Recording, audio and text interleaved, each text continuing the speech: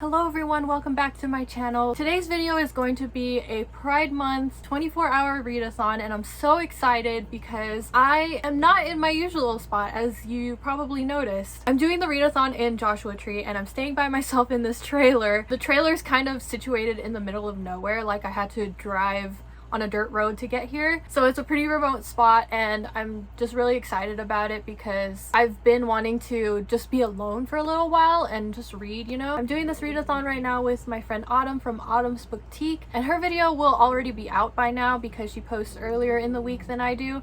So if you want to check out her video, I'm gonna leave a link in the description for that. I'm gonna give a tour in a second, but before I do, I want to show you my TBR for this readathon. So the first book that I have here is The Black Flamingo by Dean Atta, and this one should not take that long because it's very like I think it's written in like poems. This book is basically about a mixed race gay teen who kind of discovers himself in the drag society. The next book that I have here is Felix Ever After by Case and Calendar, and I'm so excited to read this one because everybody's just been raving about this book. From what I understand, this book is about a trans boy named Felix, and he is kind of blackmailed by somebody using his dead name, and it's also like his first time falling in love. So I'm really excited to read about falling in love and him dealing with all the issues of being a trans boy. So excited to read this one. Finally, out of my physical books, I have Heartstopper, which is a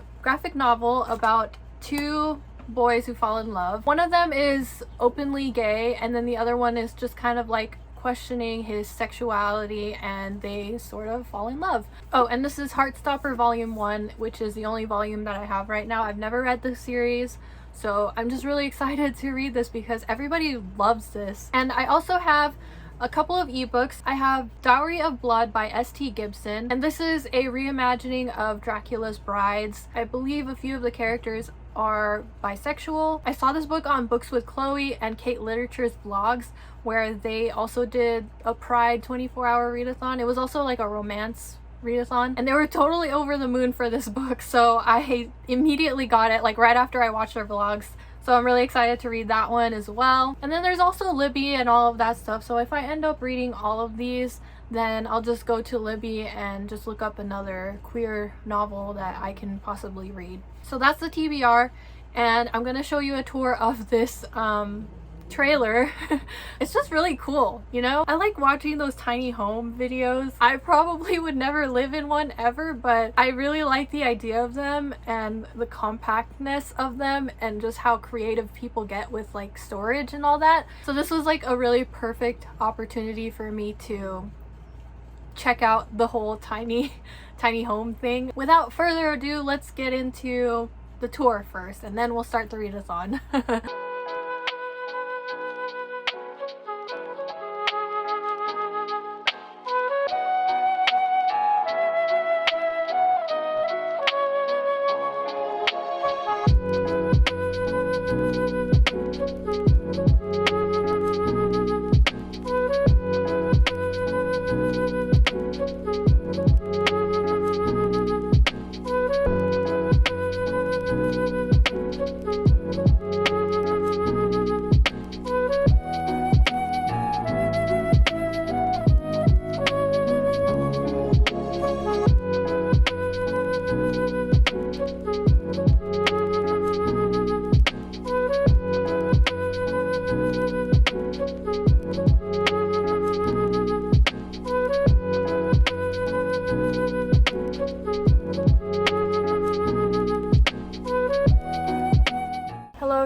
So I'm about an hour into this readathon, and I started off reading I started off reading The Black Flamingo because I checked out the audiobook for that one, so I was listening to it while I was eating a little bit of soup.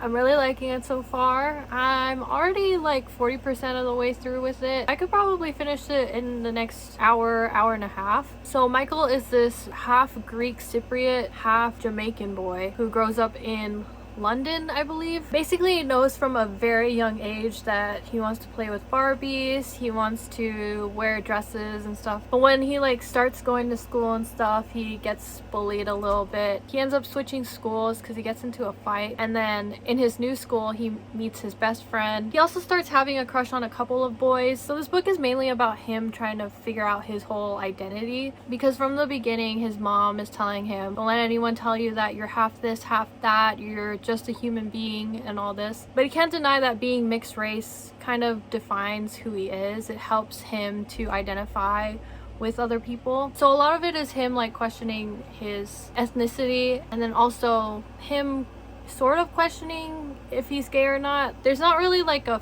formal coming out in this story. I think he just starts asking boys out as if anyone would ask anyone out. So what I like about this book is that there's a lot of like unspoken kindness and acceptance of who he is. Like for example, he asks out a boy, and when the boy is just like caught off guard from him, another boy steps in and like tells him that that was a really mean thing for him to do. His mom accepts that he's gay from the very beginning by buying him a Barbie when he asked for a Barbie. And then also his mom buys him a gay lifestyle magazine. It's just like stuff like that that just tells people that you accept them for who they are, like no matter what. So yeah, I really like this book. There's like a lot of really like sweet moments and just like unspoken love and acceptance in this book that I really enjoy. Oh, and also the author is the one who narrates the book in the audiobook,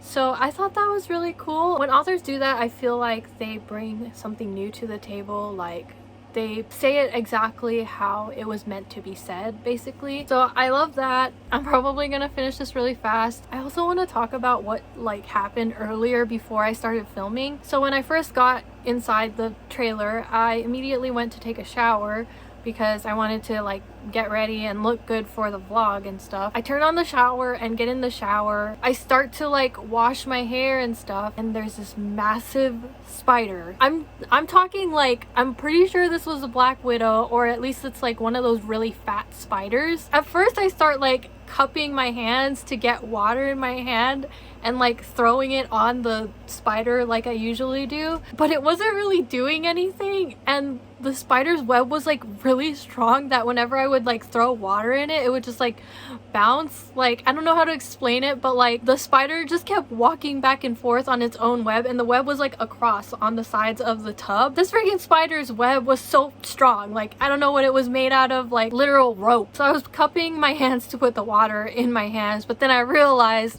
that I could just take the handle of the shower head and like spray directly onto the spider, and even then when I was spraying the spider, it would not die and this web would not break. It took me like 10 minutes to kill the spider. Finally the web breaks, and then the spider is just like crawling around trying to escape the water that I'm trying to spray onto him. So at this point the spider's still not dead. It's like crawling around in the tub, and I'm spraying it down, and this thing would not die. Like, I don't understand why it would not die. Like, it was just the slowest death ever. But eventually the spider died, but the drain was not very good. So this spider's dead body was just floating around in the water. I tried to shower as fast as I can, rinsed off really quick, and just got out of the shower. I am not sitting there with a spider's dead corpse. So horrifying. So I'm gonna check in with you guys later. I'm probably gonna start another book, to be honest. All right, see you guys later.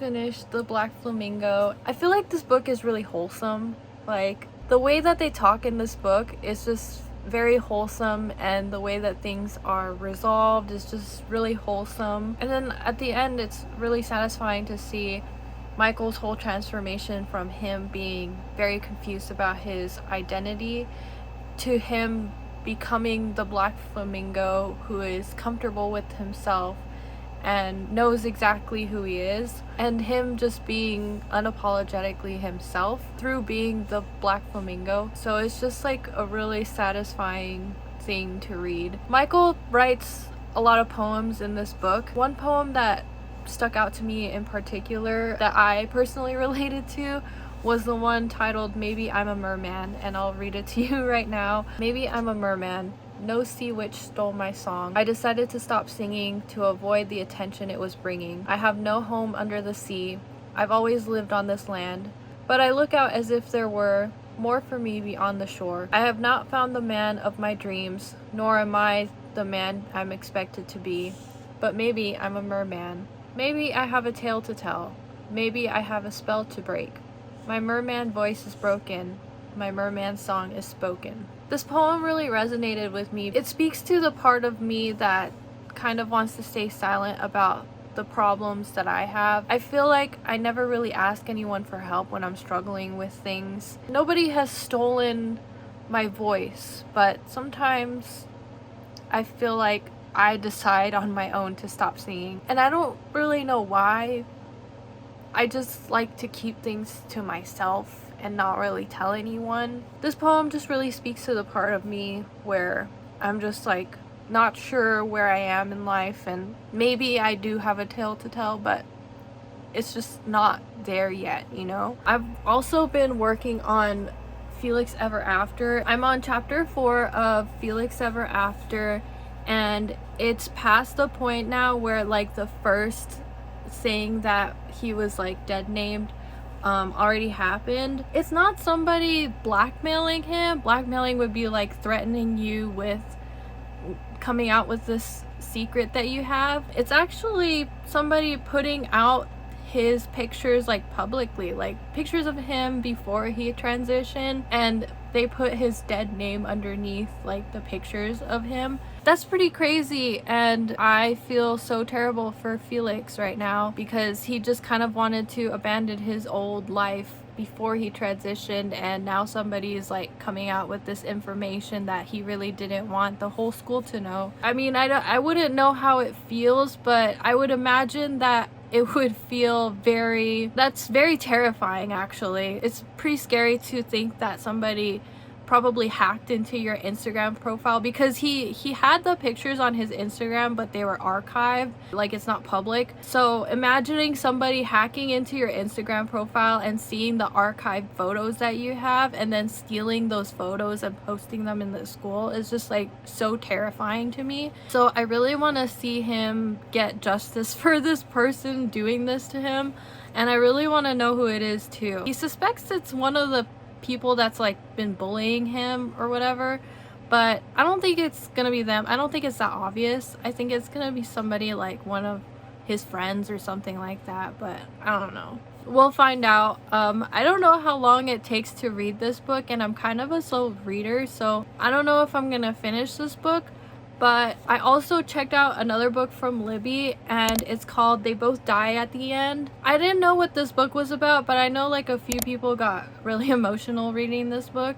And then I read the synopsis of it, and it's apparently two people who are told that they're going to die like within the next day. Like this is their last day to live. And so they befriend each other. It's like two men, I think, and they befriend each other. So we'll have to see what that's about. And it's an audiobook too. Since I finished Black Flamingo, which was the only audiobook I had to check out another audiobook so that like whenever I'm cooking, or cooking especially, I need to be listening to an audiobook because I can't be reading at the same time when I'm doing other stuff, you know? So that's all I have for this check-in, and I'm probably gonna go to sleep right now. So I'll see you guys in the morning. Hello everyone. So it is now I don't even know what time it is. So it is now 10:12. And I started this readathon at around 4:45 yesterday, so we have about 6.5 hours left of the readathon. I'm almost done with They Both Die at the End, and this book, I feel like I want to get a copy of it because I kind of want to write my own notes about it and all that. So I talked a little bit about this book yesterday, and it's basically about these two boys who get a call that they're going to die within the next day. This is like kind of like a service that calls people and tells them like sometime within the next 24 hours you're going to die. These two young boys, they're both like really young, like 17 and 18. They kind of don't really have anyone to spend their last day with, so they log on to this app called The Last Friend, and they find each other on this app and become friends on this app. So it's pretty much about them two living their last day together, getting to know each other and stuff, and making a friendship on their last day of living, which is really sad, and it gives you a lot to think about. Anything that has to do with like dying or anything like that, I feel like I should write notes on it, so that's why I kind of want to get like a physical copy of this book. One of the characters in the book is bisexual, like one of the boys in the book is bisexual, and then the other one, I don't think he really like knows what his sexuality is. He's never said it outright in the books, so I don't really know about that. But their friendship is just really beautiful because they're kind of like opposites. I really like the dynamic that they have. It's just really touching to read about the blossom of a friendship despite the circumstances. I feel like this book is going to be very meaningful to me. I wish I could write notes like in the margins of it, but I only have the audiobook of it. So I'll probably finish it like really soon because it's not that long of a book. I woke up at around 5:30 this morning and was reading this book for a little while, but then I got really tired. I was like very sleepy. I was just like falling asleep reading this book, so I took another nap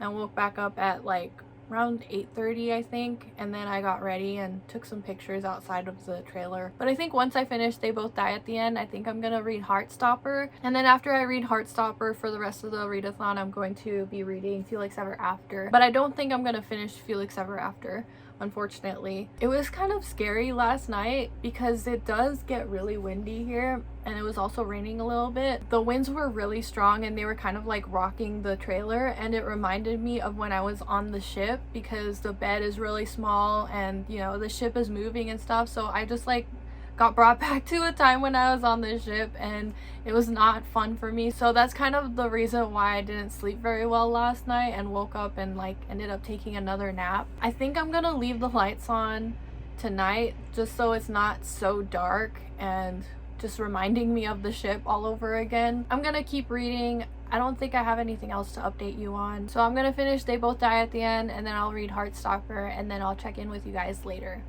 So I didn't plan on doing an update this early. I actually planned on reading Heartstopper before I did another update. But I just finished They Both Die at the End, and I really wanted to talk about it because I did end up crying in this book, and I was listening to it on my phone, so I didn't record myself crying or anything like that. But I think that this book was really beautiful. I recommend this to anyone who is wanting to read something very wholesome and touching. This book, I don't know, like, because this book is just all of that. It's about learning to live and making the most out of what you have. It's gonna be one of my new favorites, and I actually kind of want to get a tattoo of it. I thought of a tattoo idea. In the book, they go to this club of other people who know they're gonna die. One of the symbols in the club is just like a skull with a smile on its face, and it says last day to smile, and I kind of want to get that tattooed on me. I really want to read it again so I could annotate it, like read it physically so I can annotate it and get my entire feelings written on a page. But I will be typing it all out probably on my notes and all that. Probably in the wrap up I'll have more coherent thoughts because right now I'm just so emotional about this book. I don't know why this book has like a 4.1 average on Goodreads, but I'm gonna be rating this one a 5 out of 5 stars. I know it's like really early to tell, but I feel like this book is gonna stick with me for a very long time. So it's currently almost noon, and the hold on Felix Ever After just opened up, so I borrowed the audiobook for that. I don't know how much time I have left on that one just yet, but I also have Heartstopper, So definitely gonna read 3 books this readathon and possibly a 4th book. I mean, like, if I extend it for a little bit longer just to finish Felix Ever After, I could get done with 4 books this readathon. So like I said, I'm gonna finish Heartstopper, and then I'm gonna try and finish Felix Ever After, and then I'll check back in with you guys for like a final check-in after I'm done with those 2. So see you guys later.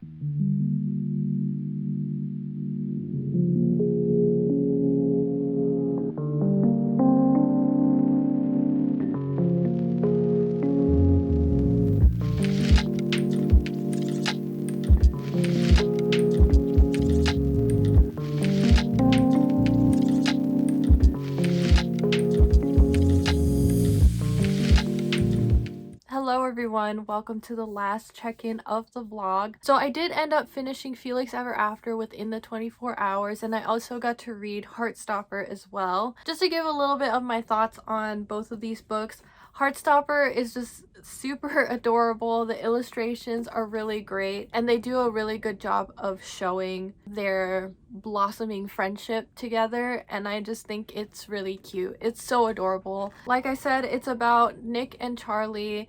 Charlie is out as gay, and Nick is just questioning his sexuality because he does end up having a crush on Charlie. It's just really cute seeing their friendship turn into something a little bit more, and I'm excited to see what happens in further volumes of this series. So I'm super glad, super excited to be a part of the many people who really enjoy this graphic novel series. And then Felix Ever After, it has a lot of very important conversations in this book, and I kind of wish I had read this book when I was a teenager, because there's a lot of instances where Felix grows up as a person, and it's not just Felix who grows up. There's a couple of other people who end up owning up to their mistakes and learning from the past, basically. I really enjoyed reading about it, and I really wish I had read this when I was a teenager, because I was a pretty dumb teenager who made a lot of mistakes and hurt a lot of people in my life.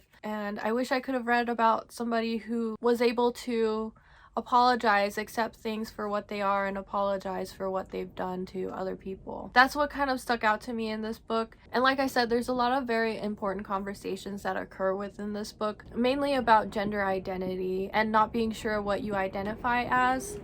I don't know if you can hear the wind right now, but it's very windy outside. Throughout this entire book, yes, Felix does end up falling in love and he finds love, but that's not central to the entire story.